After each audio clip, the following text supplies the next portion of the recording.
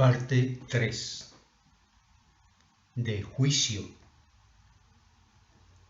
Sé firme como una torre cuya cúspide no se doblega jamás al embate de los tiempos. Dante Alighieri. Capítulo 66. Vi y he aquí el Cordero que estaba sobre el monte de Sión. Adora a Dios. Y me mostró un río de agua viva, clara como el cristal, que salía del trono de Dios y del Cordero.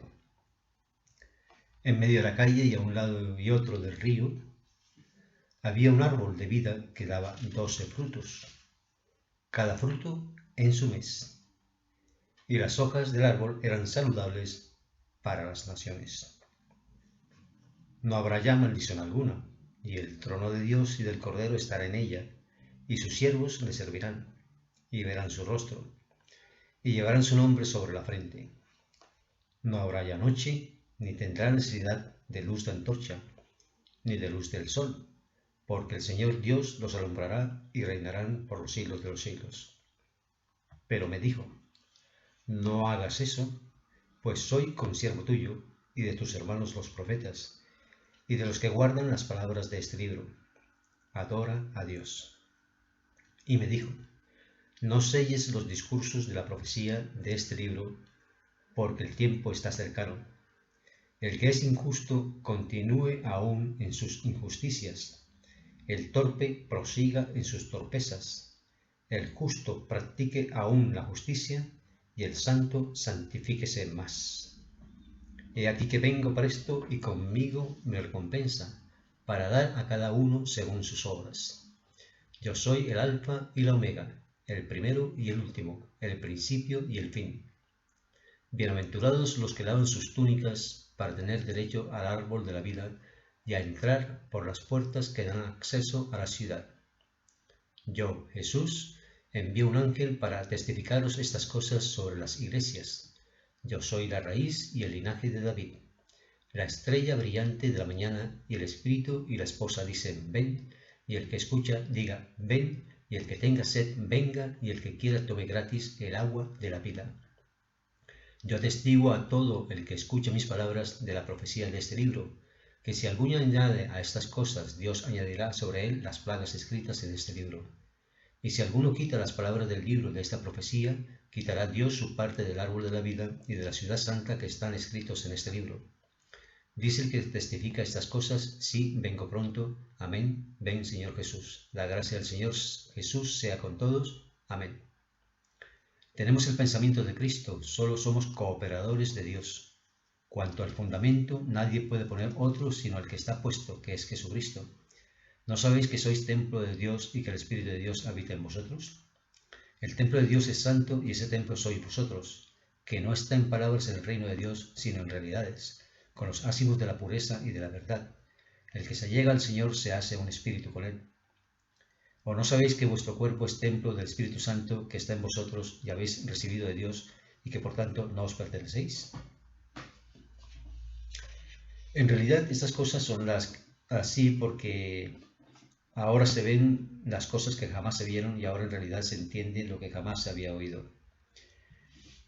En realidad hay que tener en cuenta una cosa que es muy importante. Dios es la raíz. Y hay que tener en cuenta que, siendo el árbol Cristo, no sostiene el árbol a la raíz, antes al contrario. Es la raíz la que sostiene al árbol, y es la raíz precisamente la que alimenta ese árbol. Así que yo lo que he tratado por todos los medios es considerar el aspecto divino, que, en concreto, Jesucristo no vino más que por la voluntad del Padre. Es más, Jesucristo no hizo en toda su vida más que la voluntad del Padre, única y exclusivamente. Fue un medio para que los humanos entendieran mejor todas las enseñanzas que el Padre de antemano le había dado. Pero es que el Padre en sí mismo se va renovando en su espíritu para hacernos ver que, en realidad, nos da diferentes enseñanzas para que de alguna forma u otra sepamos entenderle. Ahora bien, nos damos cuenta que, aun siendo Dios la raíz y siendo Cristo el árbol, el Espíritu Santo es precisamente el fruto. Y el Espíritu Santo es el fruto que realmente, sin el árbol y sin la raíz, no puede existir ni puede ser. Es decir, el fruto, si no se recoge a tiempo, cae a tierra y al caer a tierra vuelve a dar nuevos frutos. Pero ha de salir precisamente del árbol y ha de recibir su alimento a través de la raíz. Así que, en concreto, vistas así las cosas y vistas así las circunstancias, nos damos cuenta que, aparte de todo, nos unificamos en un solo pensamiento, nos unificamos en el pensamiento de Cristo. Porque es a través de la savia que existe en el árbol mismo, a través de la savia que ha sido recogida de la misma tierra, que puede el Espíritu Santo, que puede el fruto en realidad darse. Y eso es así por la sencilla razón de que el árbol crece y el árbol se hace fuerte. En concreto, allí está la enseñanza de que Apolo regó y otro fue el que sembró, pero realmente el que da el crecimiento es Dios.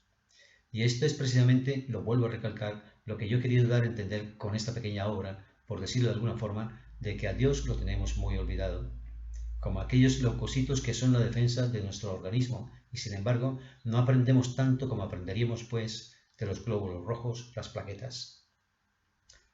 Y es precisamente lo que se decía, que el perverso sigue en sus perversidades, que después no venga el perverso a decir que se le abre la puerta ya que no ha llevado aceite suficiente.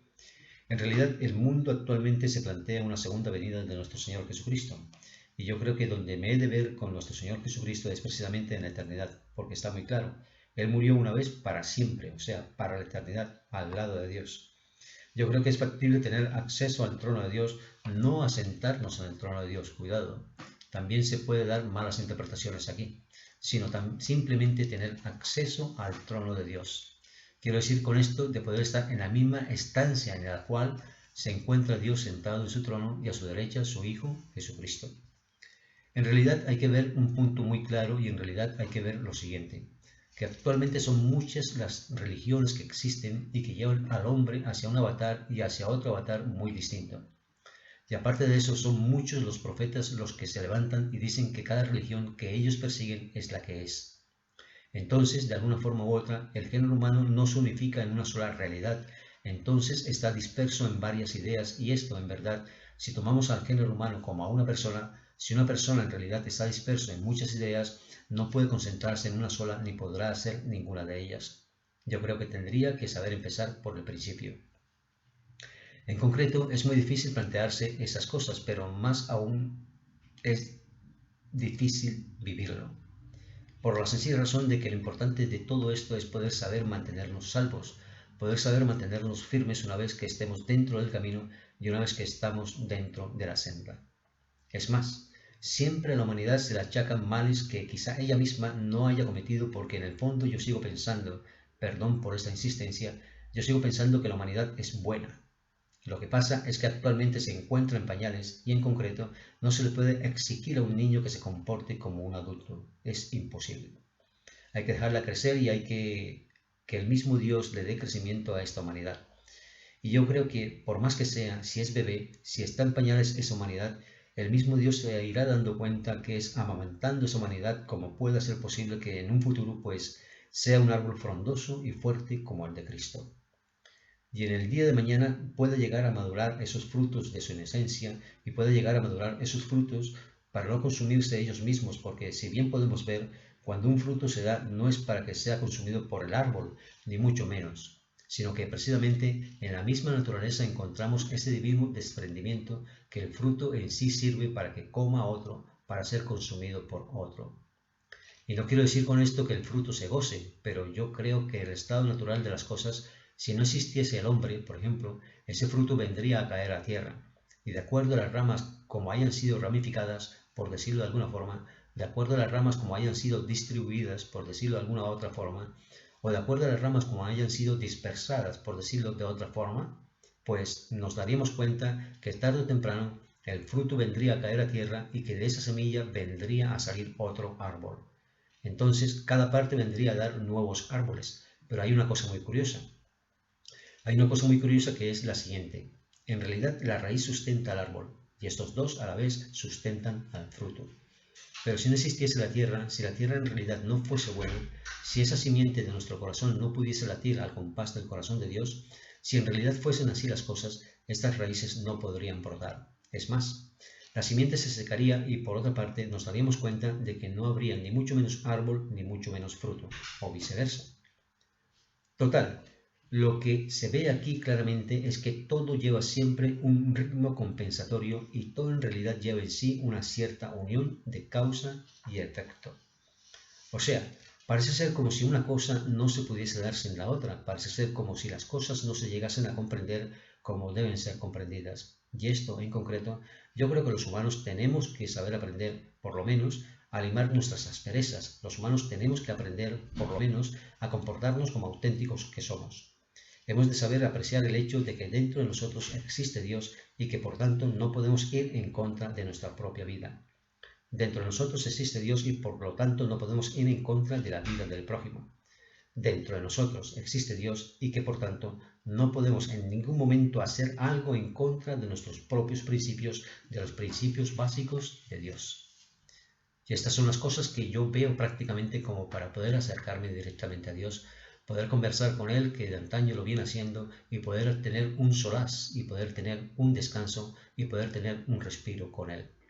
Porque en realidad, en la sociedad industrial en que vivimos y nos desenvolvemos, tenemos mucho estrés en la vida y perseguimos glorias vanas, y perseguimos glorias superfluas para darnos cuenta que al fin y al cabo algún día no tenemos absolutamente nada, que todo lo que hemos ido atesorando de alguna manera u otra tenemos que desprendernos de ellas, de todos esos bienes.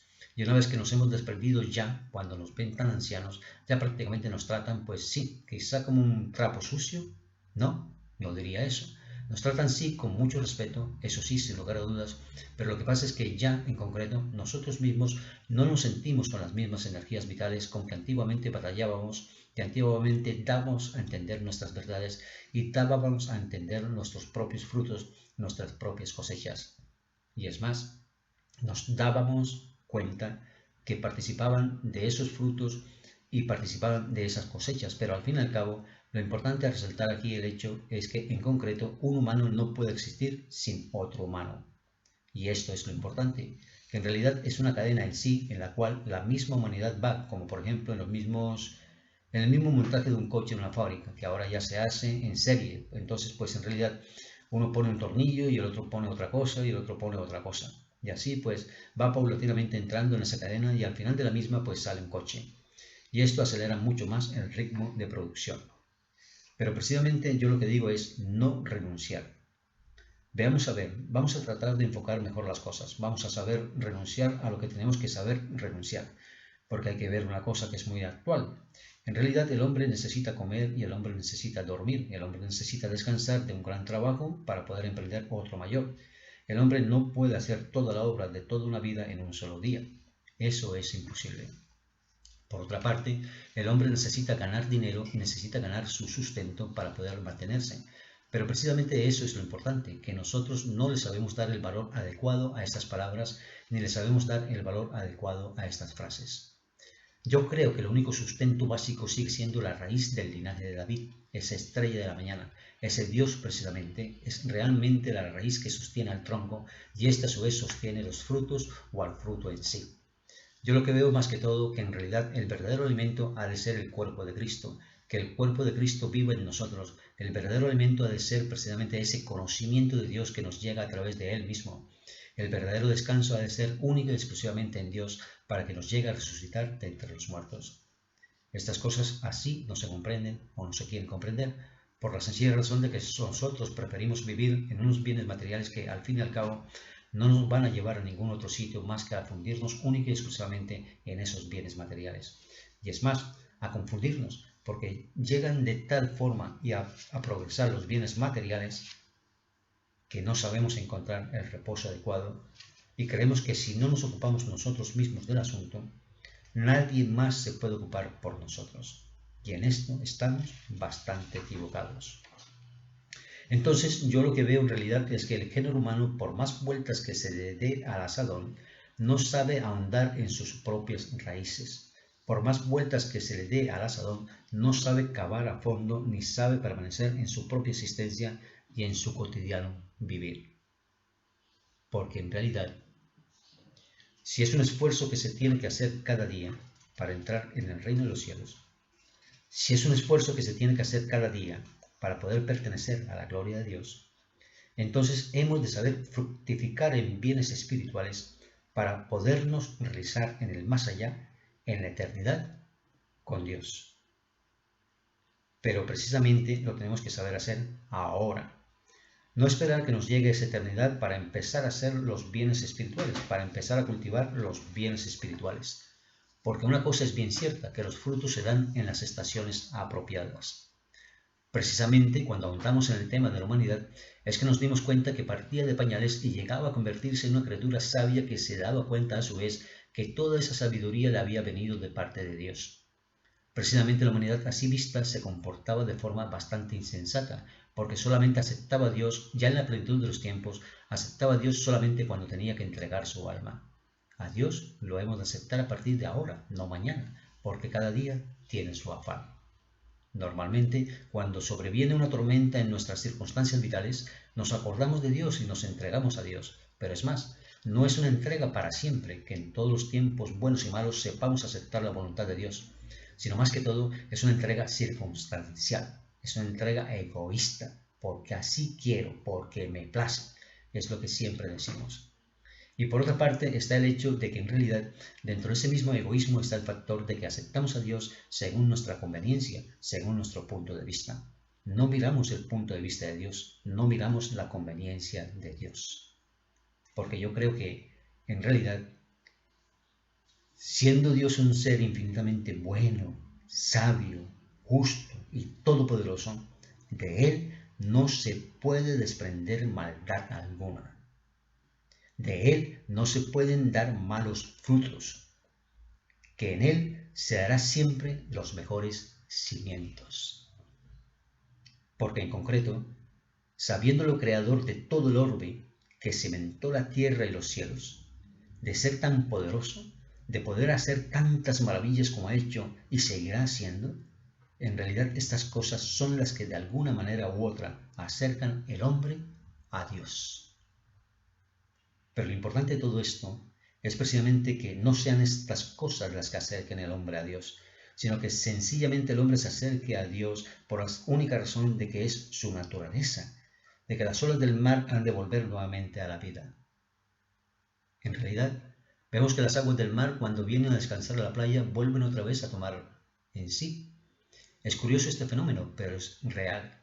En concreto le podríamos dar 1.000 explicaciones al asunto, pero lo importante es el hecho en sí, el ver precisamente esas aguas que han muerto en la playa, que vuelvan a resucitar nuevamente a la vida.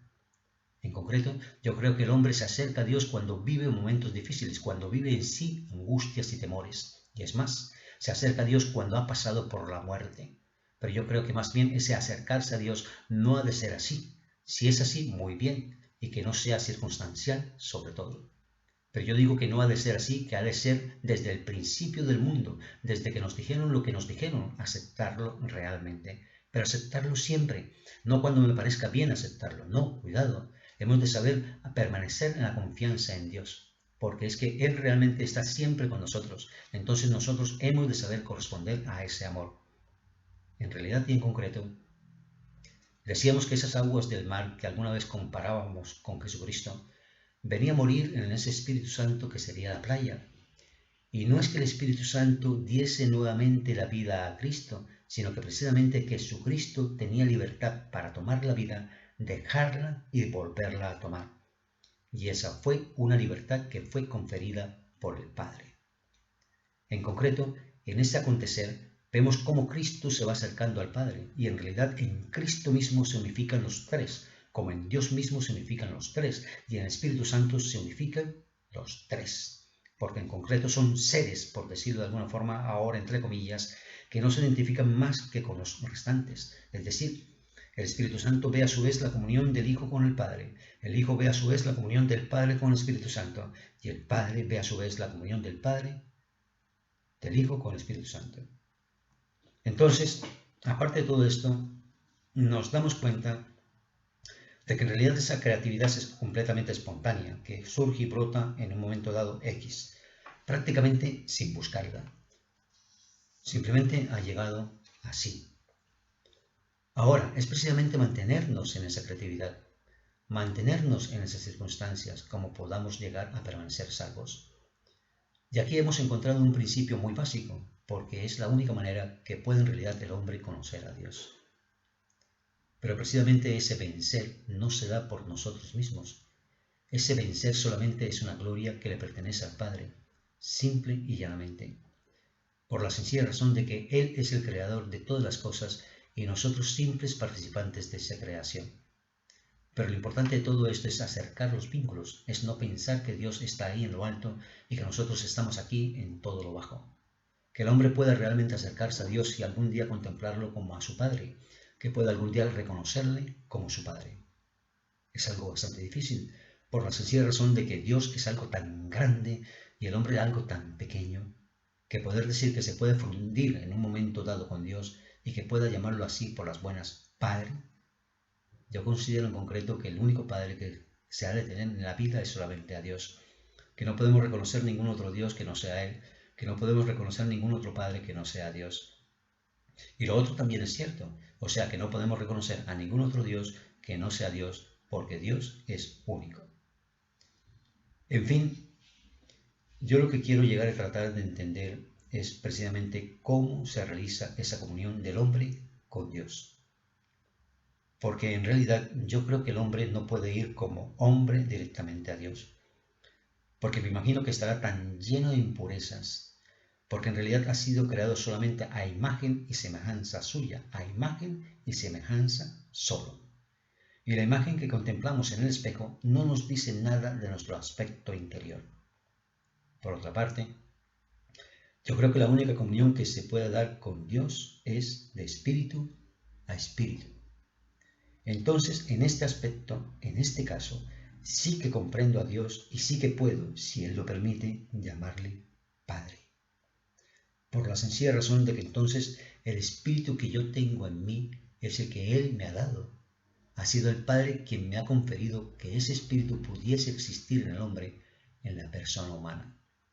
Y claro, en ese aspecto es bastante diferente, porque entonces ya ha sido puesto de alguna manera el Espíritu de Dios en el hombre, y la única comunión que puede realmente realizar este hombre es a través de su propio Espíritu, porque si el Espíritu proviene de Dios, realmente es el Padre, así como realmente el Hijo proviene precisamente del Padre. Ahora bien, lo importante aclarar aquí es si en realidad nosotros consideramos a Dios nuestro Padre. Yo quisiera, francamente, creerlo así. Sería para mí una gran alegría. Ahora bien, viéndolo desde ya de espíritu a espíritu, pues sí, porque en realidad es el único que pudo haber logrado lo que obró. Él y yo nos entendemos. Ahora bien, por otra parte, está el hecho de que en realidad llamarle Padre, así de buenas a primeras, pues o soy demasiado tímido como para no llamarle así, o yo no sé qué es lo que tengo que no llego todavía a aceptarle como tal, cuando Él en realidad ya me ha aceptado como a su Hijo, porque en realidad me ha dado su Espíritu. En realidad, si el Espíritu proviene de Dios en concreto, Él me ha dado su Espíritu. Es decir, ha creado ese Espíritu para mí. Es como una realidad con los padres terrenales. El Hijo nace de la madre, pero tiene un padre. O sea, ahora voy comprendiendo un poco más el asunto. Ahora voy comprendiendo un poco más el aspecto. En realidad hay una cosa muy interesante, que es la siguiente. Yo no puedo aceptar a Cristo como materia. Sé que pasó por aquí, por la tierra, hizo su obra y se reunió con el Padre. Pero yo lo que tengo precisamente que ver es eso. Aceptar a Cristo como espíritu que vive dentro de mí. Y esto ya es muy diferente, y esto ya toca las fibras más íntimas de Purkinje. Ahora bien, hay un aspecto aún más interesante, que es el siguiente. Yo sé con claridad que no he vivido los tiempos de Jesucristo. Por otra parte, como seguidor de Cristo, por decirlo de alguna forma, como cristiano, pues me hubiese podido gustar haber vivido esos tiempos. Porque yo creo, no lo sé, hubiera podido sacar una gran enseñanza en este aspecto. Y al fin y al cabo, hay que darse cuenta de que sin ver a Cristo he creído en Él. Y Él dice que esas personas así son bienaventuradas. Que son bienaventuradas. Bueno, en realidad yo creo que lo que está tratando de decir, de decirme Cristo, es que se alegra de que yo haya comprendido esto, de que en realidad a Él lo he de aceptar en espíritu, porque en realidad pues vive en mí. Y por otra parte, está precisamente el Padre que precisamente a través de Cristo lo he podido conocer mucho mejor, porque en realidad quizá era algo muy lejano el tratar a Dios allí, que estaba en los cielos y que bueno, en fin, era algo muy complicado. Y saber que Cristo nos acerca a Dios de tal forma que le podemos llamar Padre, pero hay una cosa muy interesante, que a mí no me gustaría llamarle Padre por el mero hecho de que deba llamarle Padre, ¿no? Yo creo que debería llamarle Padre en el caso de haberme ganado el derecho a llamarle Padre. En concreto, yo sé que Él me acepta como a su hijo, porque ya me doy cuenta que el espíritu que yo poseo pues se desprende de Él. No hay otra explicación. No hay otra explicación por la sencilla razón de que una vez que abandona el espíritu al cuerpo, pues no hay manera de que éste siga viviendo. Así que lo único que realmente mantiene viva la materia es el espíritu. Y yo creo que ese soplo divino ha sido solamente dado y conferido por Dios.